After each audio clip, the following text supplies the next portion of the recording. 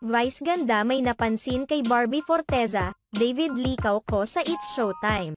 Tuwang-tuwa ang unkabogable star na si Vice ganda sa nakakakilig na eksena mula sa tinitilian love team ngayon ni na Barbie Forteza at David Licao ko na kamakailan ay naging guest sa It's Showtime. Ikinagulat at ikinatuwa ng mga madlang people ang pagbisita ni David Licao ko sa show. Kinuha ng team ni na Karil, MC, Lassie at Tiyang Amy si David Licao ko na mag-voice over sa isang robot. Hindi lubos akalain ng madlang people ang pagpunta ni David Licao ko sa It's Showtime dahil ang ka-love team niyang si Barbie Forteza ay isa sa mga hurado para sa magpasikat.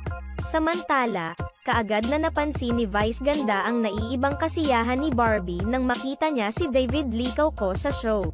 Pabiro pang pahayag ni Vice ganda na ito umano ang kauna-unahang pagkakataon na ang judge ang may guest. Dinagdagan pa ni Vice ganda ang kilig na nararamdaman ng mga Barda fans nang si David Licao ko ang pinag-introduce niya kay Barbie Forteza para magkomento sa performance nila ni Karil. Kapansin-pansin naman na tila kinilig si Barbie sa pag-introduce sa kanya ni David Licao ko. "What are you doing here? Oh my God, na-surprise ako." Hindi pa rito nga tatapos ang kilig moment ng dalawa sa kalagitnaan ng pagbibigay ng komento ni Barbie Forteza sa naging performance ni na Karil. Napansin niyang hindi maayos na nakabotones ang suot ni David. Malambing na inutos ni Barbie kay David na ayusin muna ang kanyang damit. Hindi naman ito pinalagpas ni Vice ganda at muling ipinaulit kay Barbie ang pagpapaayos nito ng damit ni David. "Wow! Paano yung fix your shirt? Paano?"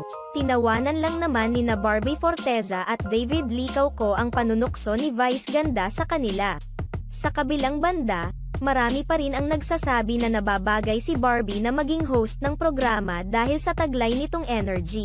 Matatandaan na pinuri rin noon ng maraming mga madlang people ang naging performance ni Barbie Forteza noong naging guest ito sa It's Showtime. "Grabe, parang binalik din nila ako sa childhood ko nung lumabas na ang the original song Gray." Legendary Karil, Iza, Sunshine at Dana Huho.